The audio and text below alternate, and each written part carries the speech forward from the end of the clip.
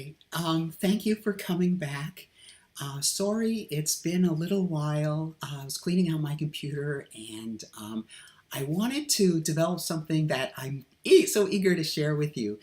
It's an electronic press kit, and I'm going to present some footage. Now, this is just a rough draft, but I haven't left the channel. I've just been cleaning up and doing odds and ends and so forth. So I'm really excited. Let's jump right into it. Okay, now what is an electronic press kit? Well, I want to go into music. I want to develop this look more feminine. Um, Last night or yesterday afternoon after work, believe it or not, I had just an hour to get ready. I don't go to work like this, so I had just an hour before a Zoom session with somebody who is helping me, coaching me, and it's kind of like a helping hand. Her company is Fox and Hanger, and they they do lookbooks for cross dressers and trans, that the whole group. Um, and they design like an overall look, and outfits, and altogether five packages. If you go for the, or if you go for the lookbook, which I did, and they did that something like last year, and Julia's really nice. Um, and so this time I'm developing my look. I want to perform on stage. That's another reason why I'm focusing so much on my overall presentation and singing. All right, the so in tandem with that, so I had an hour to get ready, and we did a Zoom session, and she said that I really did look convincing in my words, but so many words, and that makes me feel nice. I still see a masculine look in me. Um, I've had positive comments, like I've been posting pictures to friends each time I do this, and I'm really excited personally, and I'm getting good compliments. Um, for the first time, I added earrings and a necklace, and for my overall wardrobe, I wanted to emphasize my breasts, um, and I feel more confident. And singers, of course, number one, singers, female singers tend to show cleavage or shoulder or something, um, more than men, obviously. And it's another thing. This is all in some sense illusion, stage illusion. And I love David Copperfield and all those wonderful magicians. And so all this is illusion. So I want to convey that illusion that I am a woman. Um, and so showing cleavage, showing shoulders, and so forth will hopefully help that along. Um, Another thing is my voice, but I'm working on that. Um, I guess I sound like a gruffer, like, I don't know. This is almost my natural voice. I'm trying not to sound too high pitched, too artificial. So what she and I did was I took some poetry. I've been writing on Facebook. I've been writing my some poetry, some lines to kind of get me back into poetry, because I hadn't really written poetry. I wrote it for a little short time at the end of high school, and to impress a girl, and I hope that dysphoria shows through. But anyway, impress a woman. Um, so blah blah blah blah. So I hadn't gone back really to poetry writing until now. Um, I figured that my singing, my voice, my developing my female voice, going going through the different levels, um, higher and higher pitch, um, is similar to the practice that female musicians do. Um, so I figured, why not combine poetry? I want to perform. I want to do something. I want to show this off. So um, I I'm an entertainer at heart, and so I figured I could learn poetry. I learned some time back. I learned music theory, and I learned about the wheel. I'm learning so much about music. Um, you can look this up, but um, there's a general wheel. It's called the circle of fifths, and it's about 12 of them, and each one is a key signature. It starts with C at the top, C major, and every and then it goes through the scale, the musical scale, and the next one over is the fifth one up in the scale, and then the next one fifth, and then the next one fifth after that. So it goes around skipping, taking all the fifths in the scale until it goes back, and that learning that really helps with music, with composing. You may have heard such and such song or instrumental was composed in D minor or E flat or something like that. Well, now I know what it means, and this is the exciting part. So certain key signatures, certain keys evoke certain moods.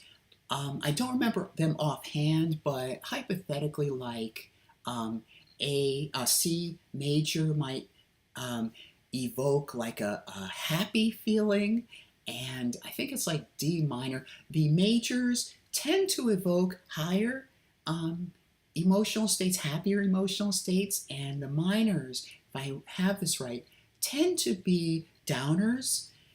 And so within those two groups, there are A minor, B minor, C minor, and A major, D major, and so forth. And so they can be more specific. So that really helps me. So if I know what mood I want for a certain song, I know basically what this gives me a clue as to which key to put it in. I thought they were all, going into this, I thought they were all like written in C, at least rock and roll. When I say all, I mean C. When I mean typical music, Duran Duran, Madonna, Gloria Estefan. I thought they were all like in C major, but no. They used these different minors and majors, and sometimes within the song, to give nuance, they can switch from one key to another. So I'm really excited about that. I have 9 songs here. I'll just give them off because in the thing that I'm going to show you, which is an electronic press kit, that isn't as updated as I have here. So to make one complete album, it's about 10 to 12 songs. So for the first one, I have, and these aren't labeled, these aren't given a title yet. But the first one is just simply called Reunion, and it's about my 30th high school reunion is coming up, and feeling of, in the song about going back to your childhood, kind of like full circle. Feeling that you haven't reached the point that you wanted in life, that you expected. So I had like a feeling, like an inspiration of the song Fame. And not that I would copy the song, but some kind of feeling that exuberance might be in the chorus, because here's the structure. There's typically two stanzas, and then a chorus, and then a repeat. And then they both have different melodies, right? The two stanzas. The first stanza has a melody, and then the second stanza, what I call stanzas, have like a variation of the first stanza, and then the chorus would have a very different melody, not too different, but a different melody, and then it repeats the first two stanzas again, and then the chorus. And once you get past that, then it gets a little experimental. You can have a repeat, you can have variations, depends on the singer and the song. But anyway, so that's the first song. So the second song is about a real life. I'm trying to draw from this personal experiences. And so there was somebody in my life, and I'm going to change genders in the songs for obvious reasons. But I feel that the emotion is the true thing.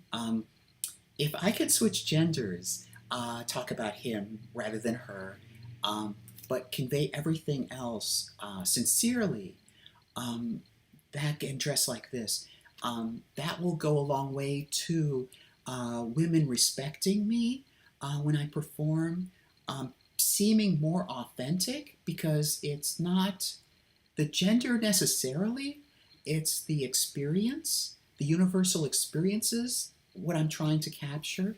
And I imagine women have gone through the similar things that I have. It's just the gender has been switched.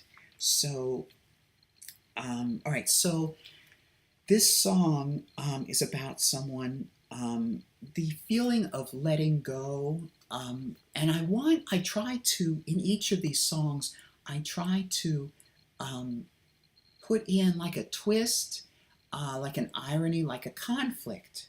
So the conflict in this is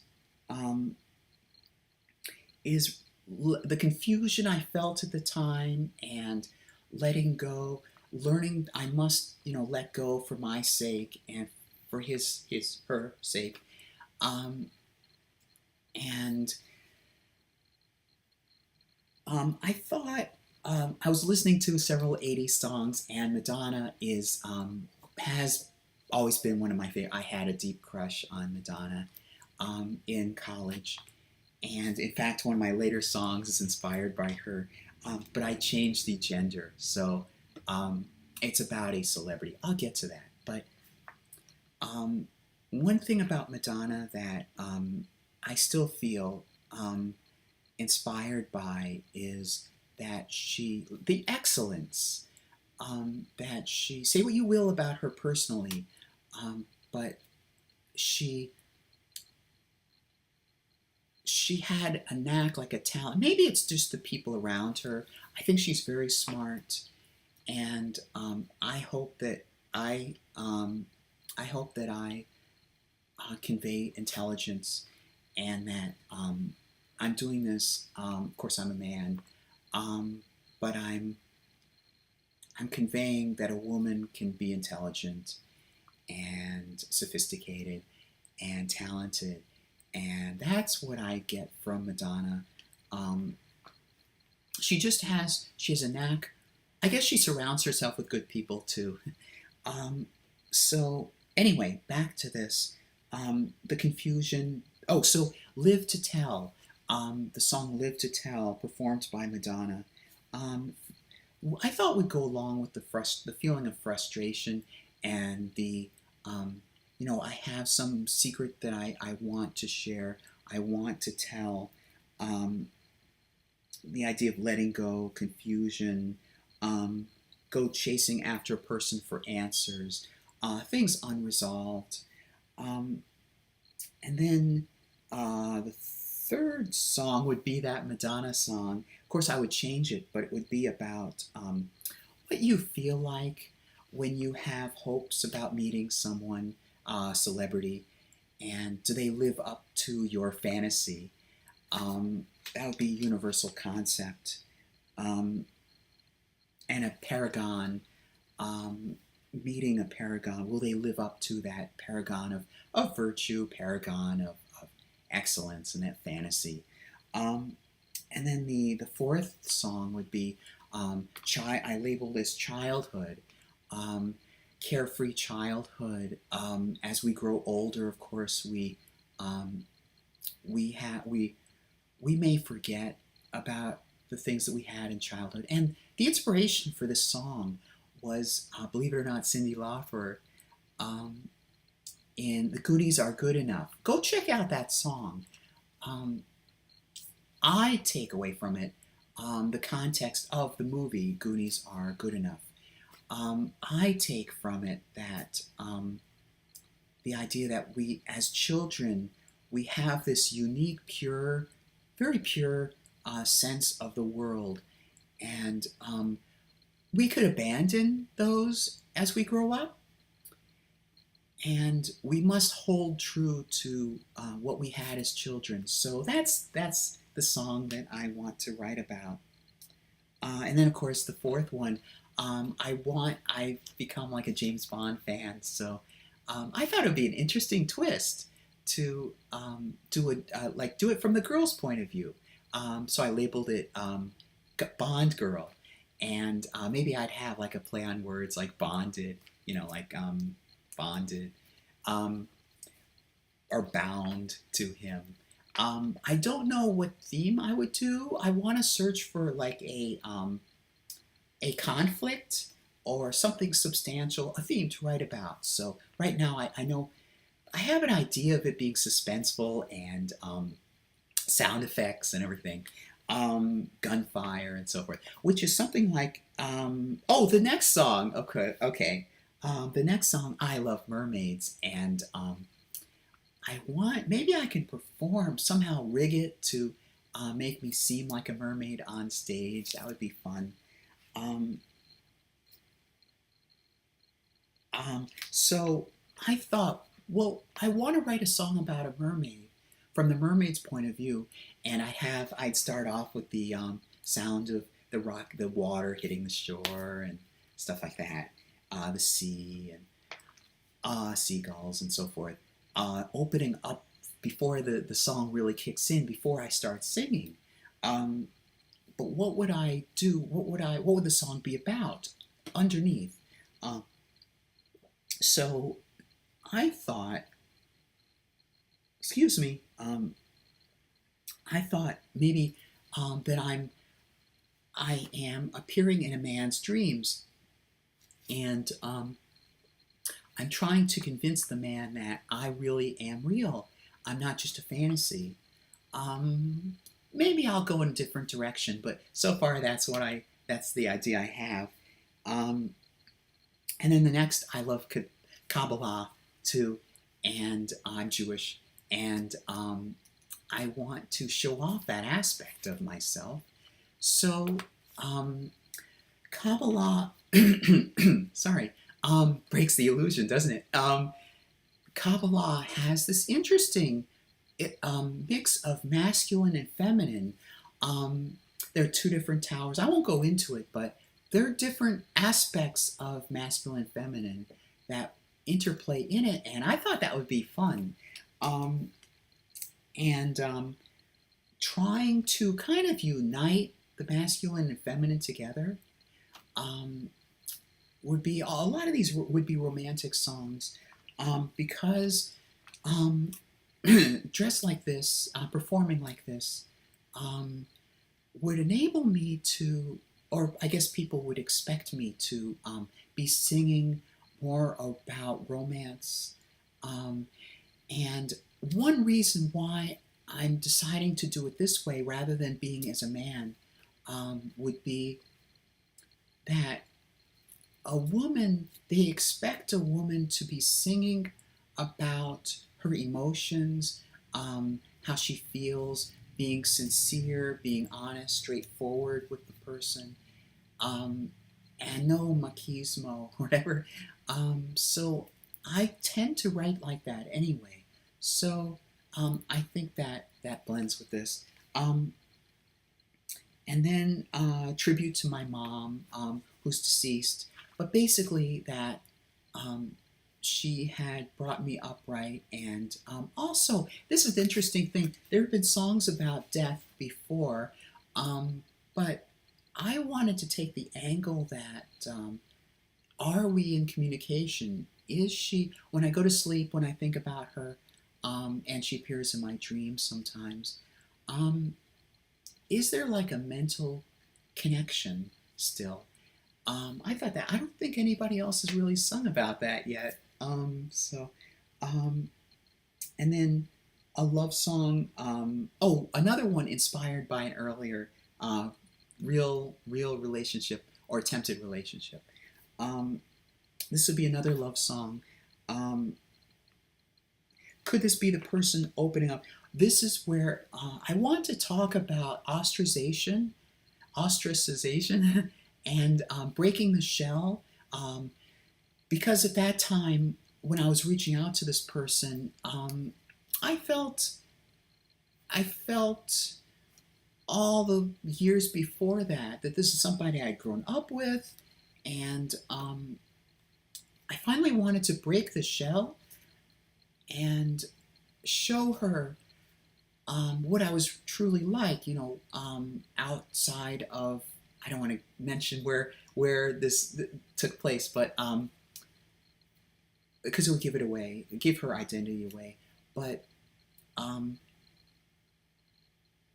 I had to, I I didn't feel like I connected, or I there was any way that I could join these other people that she was with. Um, so I just went in and I did what I had to do and left. Came back, did what I had to do, and left. And so this time I wanted to break the barrier. I want the social barrier, break the ice and break out of my shell. And so I wrote. I wrote things, and I tried to do that. So that's what this song would be about. So anyway, what I'm saying is I have 9, almost 10 songs for my album. Um, and so the next thing I want to talk about is this electronic press kit. Um, Electronic press kit is, it comes from the regular press kit. When there's, like, say, a musician comes out with a new album, wants to promote the album, it's all promotion, wants to promote the album. Um, they want to give publicity, they want to give information to the journalists who they want to promote their album or their tour or something, just their new emerging artist, something like that. So it's promotional material. So I created this. Um, Now it's just a rough draft. It's a little bit improved. So I want to run through. Has purple at the top. Purple is actually my favorite color. Um, and I think I'm glad it goes well. I think my skin tone, violet, seems to go well. Certain colors, red.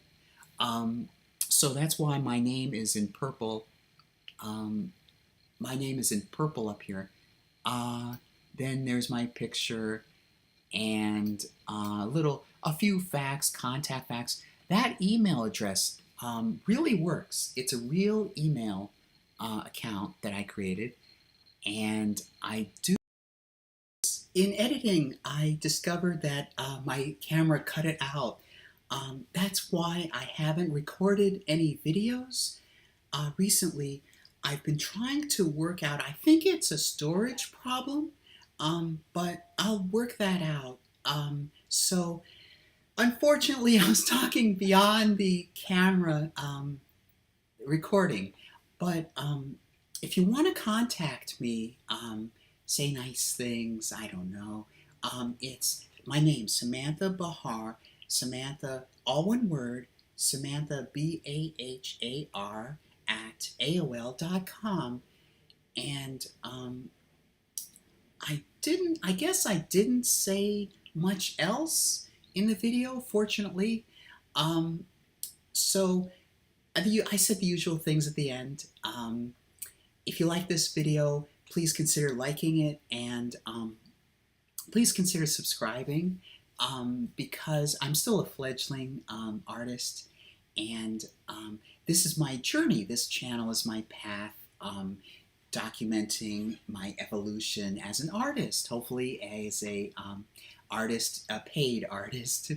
Um, so if you enjoy this, if you want to learn something, if you want to learn makeup, or how I'm doing female impersonation, or just about music alone, my voice as it improves, please consider subscribing, and I'll work out the kinks of. By the way, if anybody has any clue, I'm using. Let me see. I'm using, in order to edit, I'm using iMovie, but apparently I have a iMac, from I think 2017, something like that, and it just cut out on me. Maybe it's just storage problems. So, what else? I did want to say something else about Madonna. Surrounds herself with excellence and so forth. So I guess, in some sense, in music, she's still a role model. Um, and anytime I think, anytime I'm getting dressed up, um, I want to go for perfection. I want to go, and especially for music, I want to do it as well as she has. Um, when I'm creating, like, I'll create a song list in the future. I'm creating the press kit. Um, I feel that energy, that pressure to do it as well as she had. So that's I think really all I said.